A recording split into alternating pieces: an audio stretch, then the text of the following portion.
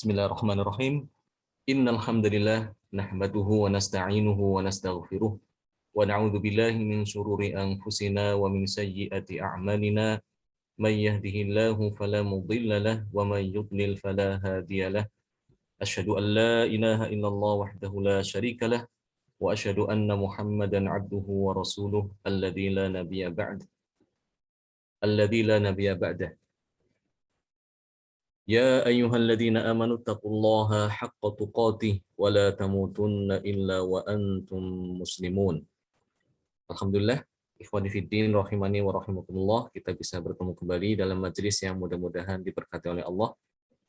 Salawat dan salam mudah-mudahan terlimpah kepada junjungan kita, suri tauladan kita Nabi Muhammad sallallahu alaihi wasallam beserta keluarganya, para sahabatnya dan juga para pengikutnya hingga hari kiamat. Baiklah, mari kita teruskan kembali kajian kita tentang tajwid, ya, di mana pada pertemuan yang lalu telah kita bahas 7 alif yang ada di dalam mushaf Al-Quran, ya. Di mana alif ini kalau dia dibaca diwakafkan di situ, maka alif kita baca, ya. Namun ketika kita wasolkan lafaz ini dengan lafaz setelahnya, alif dihilangkan, ya. Kemarin pertemuan yang lalu kita bahas tentang masalah itu, ya. Ada 7 lafaz di situ, ya, 7 lafaz yang mengandung alif. Ana, lakinna, ya, adhununa, ar-rasula, as-sabila, salasila, qawariro, ya. Ini tolong diingat-ingat, ya. Kalau bisa ditandai di dalam mushaf Al-Qur'an, terutama ketika kita mau wasolkan, ya, harus berhati-hati, tidak boleh alifnya itu kita baca. Baik, selanjutnya pada kesempatan hari ini kita akan membahas tentang lafaz ni'imma di dalam Al-Qur'an. Kata ni'imma itu ada 2 tempat, ya. Yang pertama di surat Al-Baqarah dan yang kedua ada di surat An-Nisa. Nah, tentang masalah lafaz ni'imma di sini ada beberapa cara baca di dalam qiraat, ya. Ada beberapa cara, ada perbedaan antara qiraat Hafs dengan qiraat yang lain.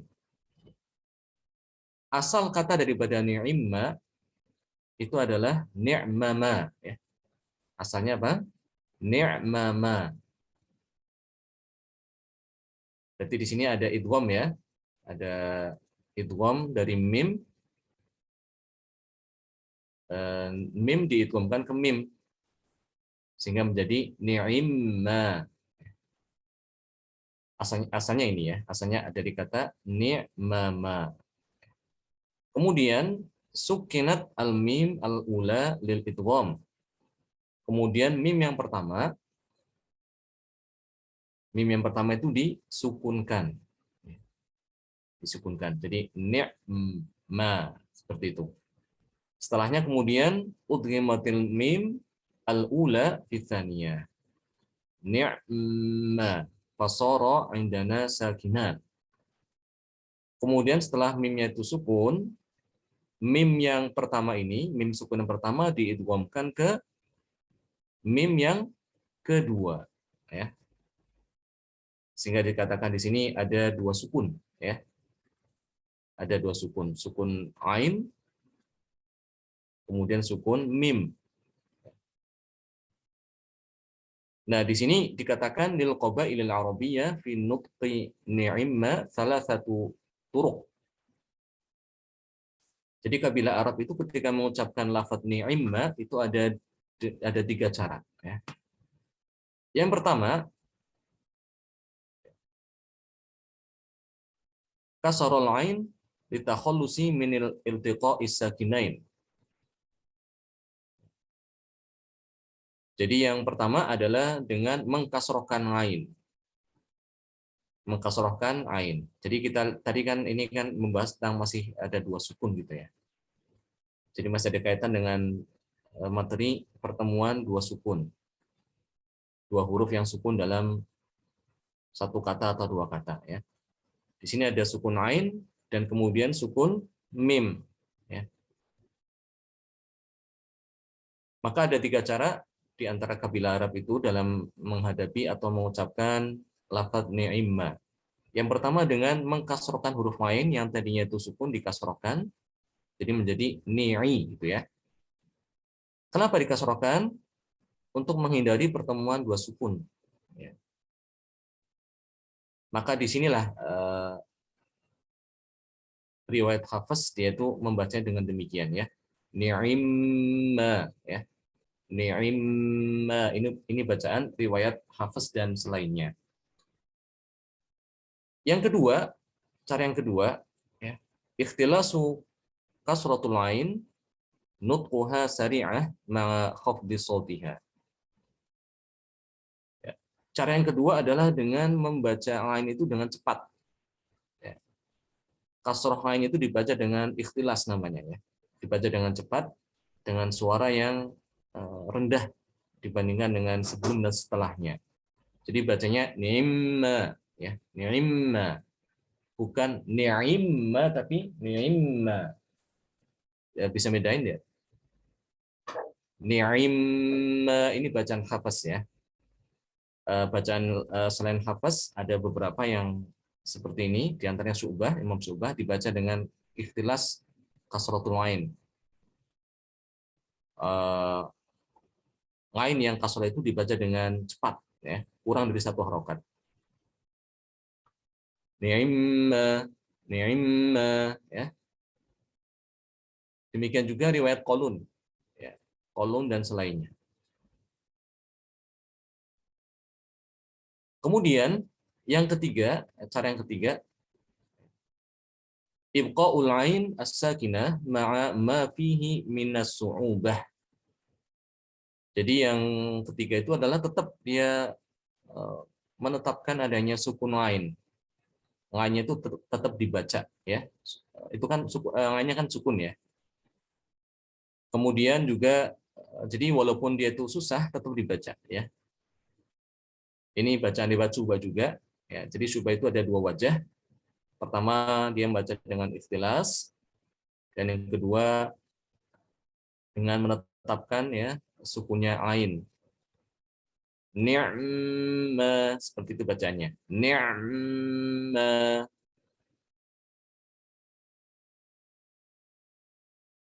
Ya, jadi ada tiga cara ya di dalam membaca Al-Quran. Lafadz ni'imma ini tergantung riwayat yang dia baca.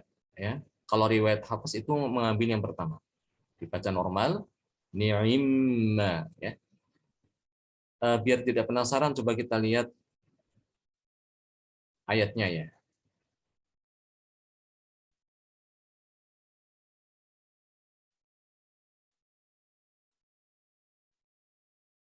Nah, surat Al-Baqarah ya.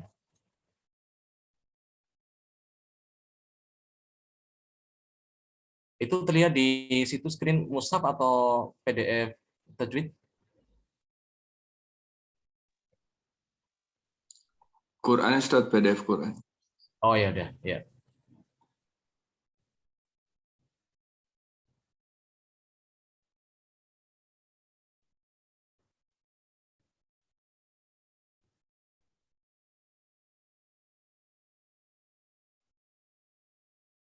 Nah, di sini ya.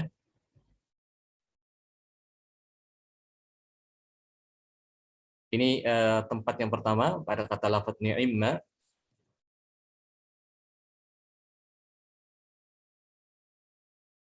Kalau bacaan hafaz itu nganya dikasrohkan ya. Nganya dikasrohkan. Jadi dibacanya fa ni'immahi biasa ya. Fa ni'immahi seperti itu.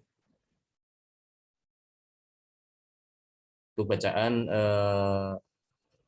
riwayat hafaz. Adapun riwayat lain ada yang membaca dengan ikhtilas, mengikhtilaskan kasroh ain. Ainnya itu dibaca cepat. Fa ni'immahi. Fa ni'immahi. Jadi orang yang tidak memperhatikan itu akan mengira kalau nganya itu dibaca sukun. Padahal bukan dibaca sukun, dia dibaca kasroh, cuma kasrohnya dipercepat ya. Tidak dibaca satu harokat, tapi kurang dari satu harokat. Ya. Kalau satu harokat tadi kan ya, bacaan hafaz, fa ni'immahi. Kalau yang ikhtilas, cara yang kedua itu dibaca cepat hanya. Fa ni'immahi, fa ni'immahi. Dan cara yang ketiga adalah sukunnya tetap dibaca. Ya. Lain, sukun pada lain tetap dibaca. Jadi membacanya fani'mahi fani'mahi seperti itu. Ini tempat yang pertama ya. Tempat yang kedua ada di surat An-Nisa ya. Coba kita lihat ya ayatnya.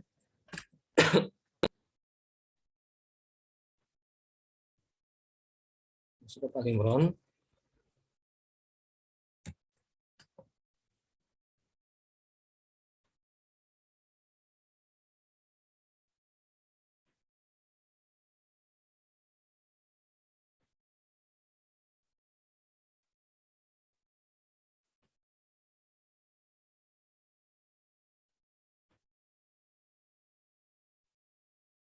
Nah, ini ya di sini. Terlihat ya di ayat ke 58 ya. Ayat ke-58 surat An-Nisa ya. Hampir sama dengan di surat Al-Baqarah, hanya kalau di surat Al-Baqarah kan ada fa ni'imma ya, ada fa. Ini tidak. Ni'imma ya. Innallaha ni'imma ya'idukum bih ya. Untuk riwayat hafaz sepertinya ini yang tertulis. Kita baca lainnya itu kasrohnya itu secara sempurna ya. Masih ingat ya, ada 3 cara di sini. Pertama dengan membaca ain dikasrohkan, dibaca secara sempurna. Ini bacaan riwayat hafaz dan juga riwayat lain yang seperti hafaz. Kemudian ada yang membaca di antara qiraat itu yang membaca dengan mengikhtilaskan kasroh lain. Hanya dibaca kasrohnya itu kasroh lain itu dibaca dengan cepat. Innallaha ni'ma ni'ma ni'ma seperti itu. Dan yang ketiga ya, lain tetap dibaca sukun. Lain baca sukun, di sini nanti ada apa? Mimnya juga sukun ya. Ini kan mimnya ada sukun. Jadi dibacanya ni'ma ni'ma ya. Innallaha ni'ma ya. Jadi yang cara yang ketiga ini agak berat ya. Agak berat, tapi tetap dibaca juga. Demikian ya, mudah-mudahan bisa dipahami. Ini tuh lafaz ni'imma ya. Ini hanya sebagai wawasan saja. Sebagai wawasan agar ternyata ada yang membaca demikian ya untuk riwayat selain hafs ya. Pada kata lafaz ni'imma. Kemudian materi selanjutnya adalah tentang hamzah al-wasl ya. Hamzah al-wasl. Apa itu hamzah al-wasl?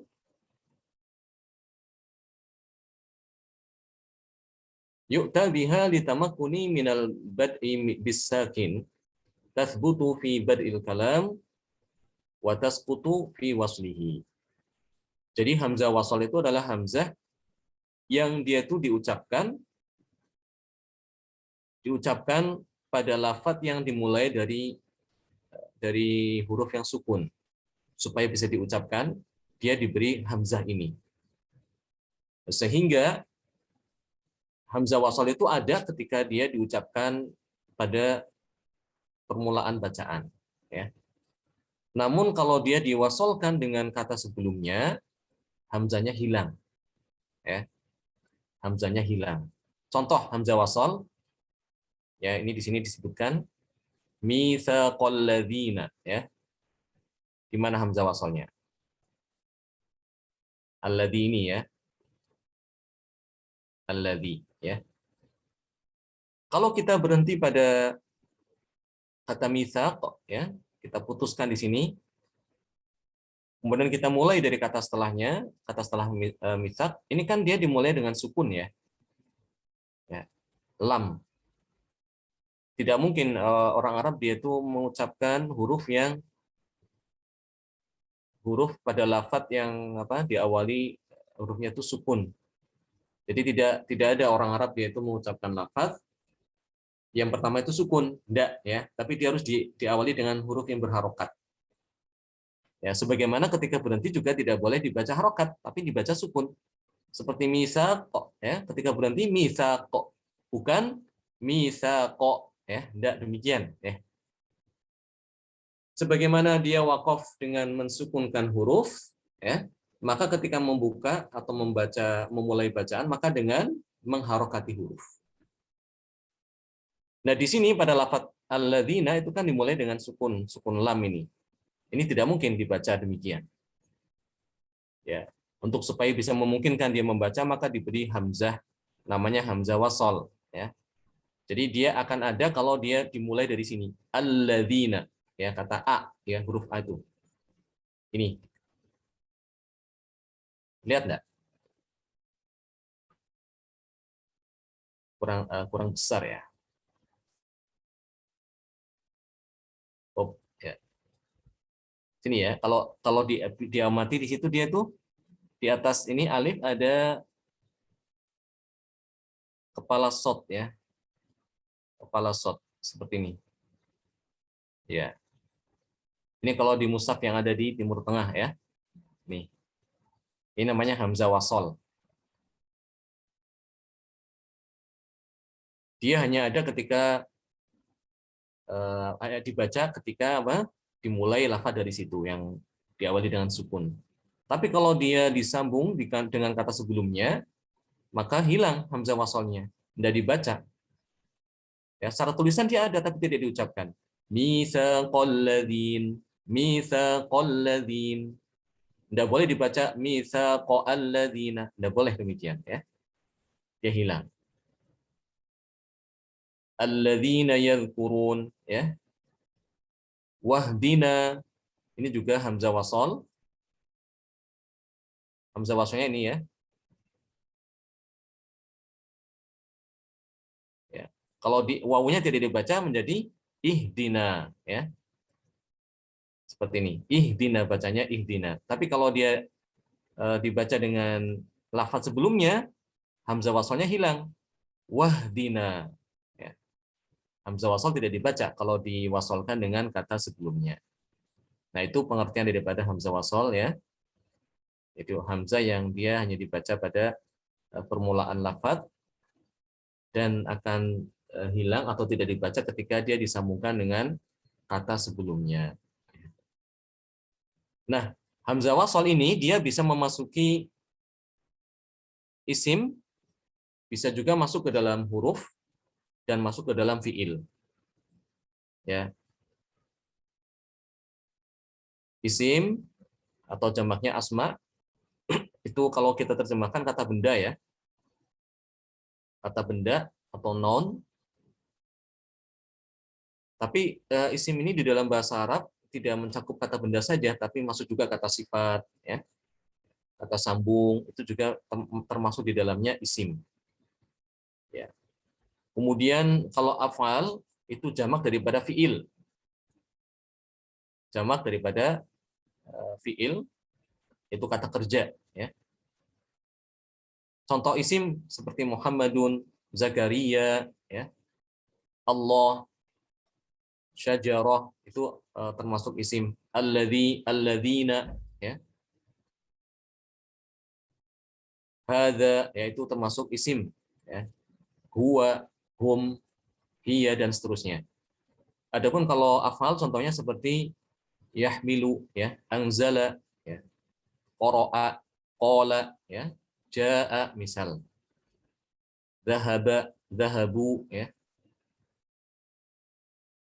Qutila misal. Kemudian yang ketiga adalah huruf. Kalau huruf itu apa ya? Kalau kita terjemahkan itu kayak semacam partikel gitu ya. Ya. Ke, di, ya, dari, untuk, ya.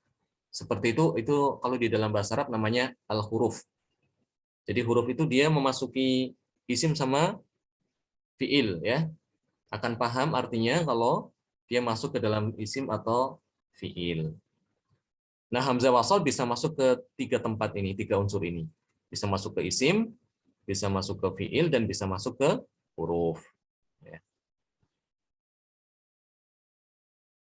Sekarang saya memulai dengan hamzah wasal yang masuk ke dalam fiil, ya, kata kerja.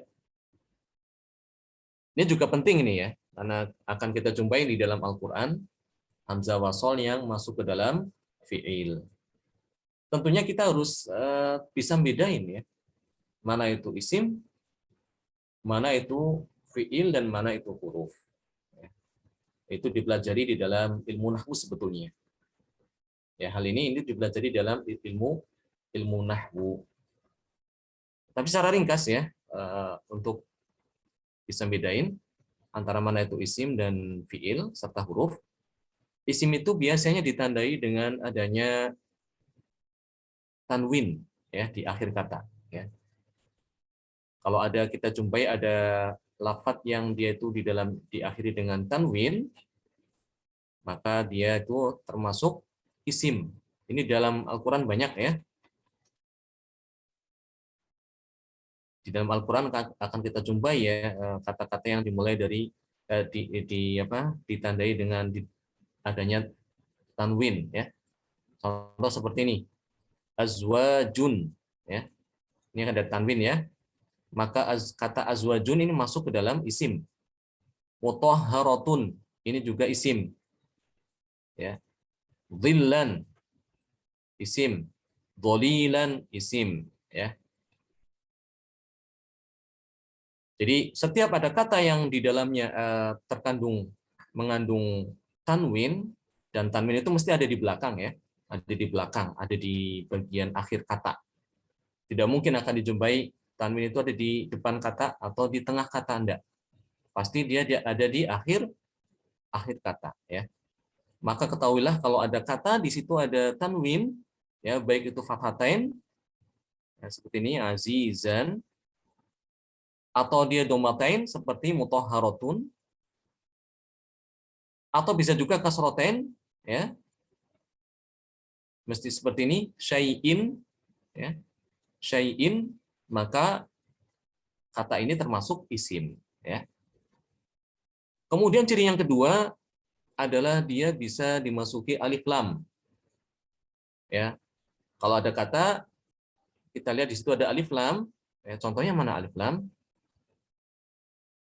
Ini ya, al-anhar. Al-anhar. Maka kata anhar itu termasuk apa? Termasuk isim ya. Karena dia bisa dimasuki alif lam. Ya. Contoh lain ya, yang nih al-amanati ya. Ini masuk isim. Ada alif lam di sini ya. Bainan nas annas. Anas masuk isim ya. Al-adl bil adl, ini ada alif lam juga ya. Ini masuk isim. Alladzina masuk isim juga ini ya. Ar-rasul juga isim karena ada alif lam ya. Wa ulil amri al-amri, ini masuk isim juga ya. Banyak.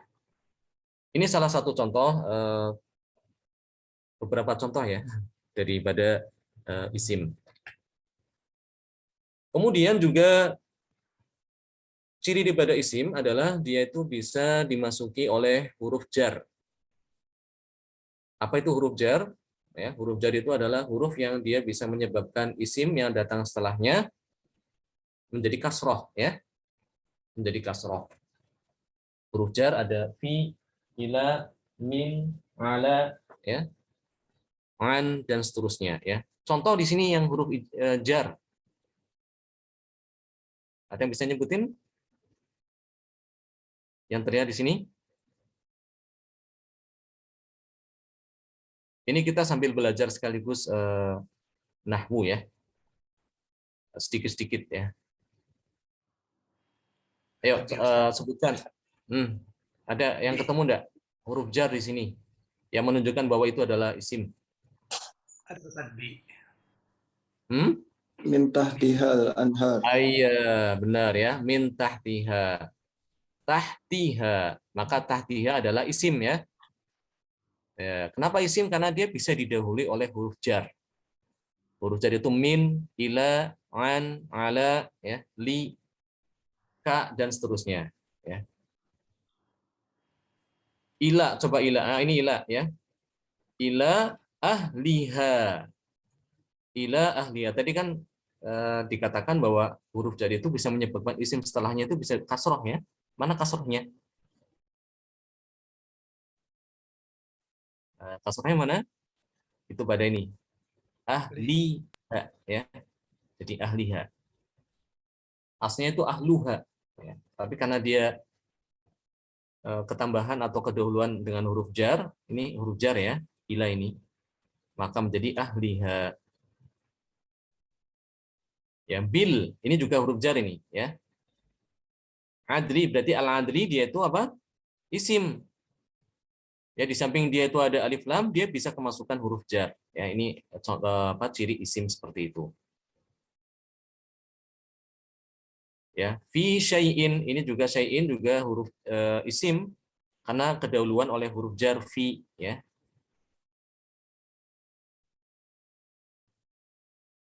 Baik, kemudian ciri yang lain, ciri isim yang lain adalah dia bisa digabungkan dengan isim yang lain juga ya.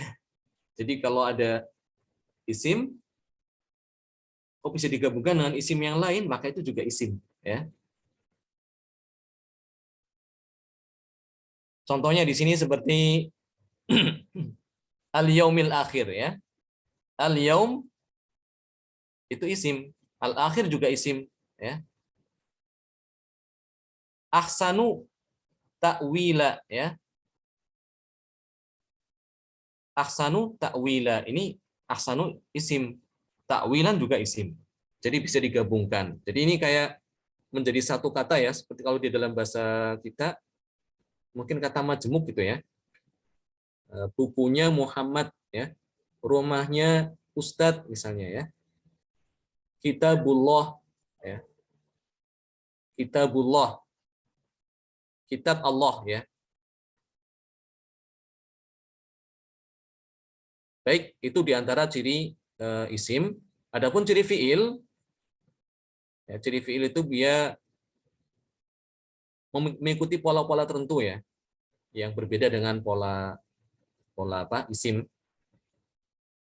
Salah satunya kemudian diantaranya adalah dia diawali dengan huruf qad ya, diawali dengan huruf qad. Kalau ada kata didahului oleh huruf qad, maka kata setelahnya itu yakin adalah fiil ya, karena huruf qad tidak memasuki isim, dia hanya memasuki fiil. Qad aflaha man zakkaha ya. Qad aflaha man zakkaha. Ya. Berarti aflaha dia termasuk fiil ya. Qad aflahal mu'minun. Qad aflaha berarti aflaha dia termasuk fiil. Kenapa termasuk fiil? Karena dia didahului oleh huruf qad. Laqad khalaqnal insana fi ahsani taqwim. Laqad khalaqna. Berarti khalaqna di sini adalah termasuk fiil ya. Karena kenapa? Karena didahului oleh huruf qad ya. Kemudian contoh lain ya yang menunjukkan bahwa itu adalah fiil, dia bisa didahului oleh huruf sin ya. Sata'lamuna ya, sata'lamuna. Sayursila ya misalnya ya, sayursila. Sa setelahnya ada yursila. Berarti yursila termasuk fiil ya. Karena kedahuluan oleh huruf sin. Kemudian juga bisa kedahuluan oleh huruf saufa ya. Seperti di surat At-Takatsur ya. Kalla saufa ta'lamun. Saufa ta'lamun. Jadi ta'lamun termasuk fiil. Kenapa? Karena dia bisa kedahuluan oleh huruf saufa ya. Itu di antara ciri fiil. Kemudian ciri yang lain adalah diakhiri dengan kata ta'nis, ya. Ta'nis. Jadi tak yang disukunkan di akhir. Kalau kita jumpai ada seperti itu ya, ada kata kok diakhiri dengan ta'nis, ta'nis, maka dia termasuk fiil. Qolat misalnya ya. Tidak melakukan banyak qolat.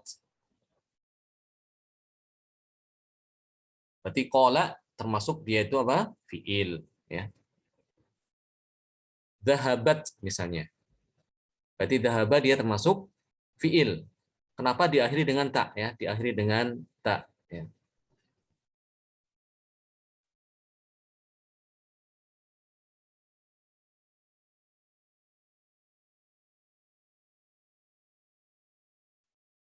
Kemudian juga bisa diawali dengan huruf anaitu ya. Anaitu. Hamzah atau anita ya, anaitu. Anai.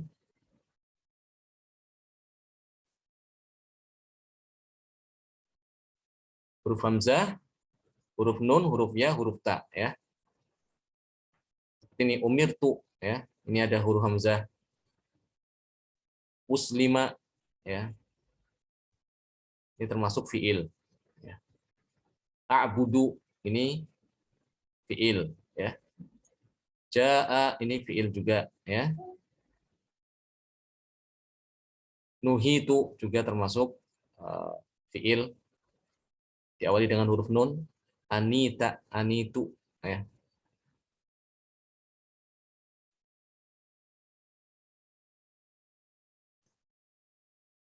Ud'uhu ya, ini juga masuk ke dalam fiil ya.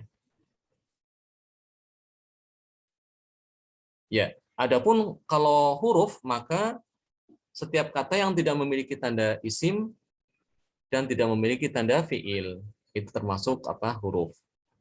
Huruf gampang ya karena jumlahnya lebih sedikit dibandingkan isim ataupun fiil. Jadi dihafalkan ya. Ada min, ada ila, ada an, ada ala, ada saufa, ada qad ya. Ada li, ada ka, ada ba ya dan seterusnya. Jumlah huruf itu lebih sedikit dibandingkan isim ataupun fiil ya sehingga bisa kita hafalkan insyaallah. Baik, mungkin itu aja dulu pelajaran tajwid yang bisa kita bahas pada pertemuan hari ini. Barakallahu fikum jami'an.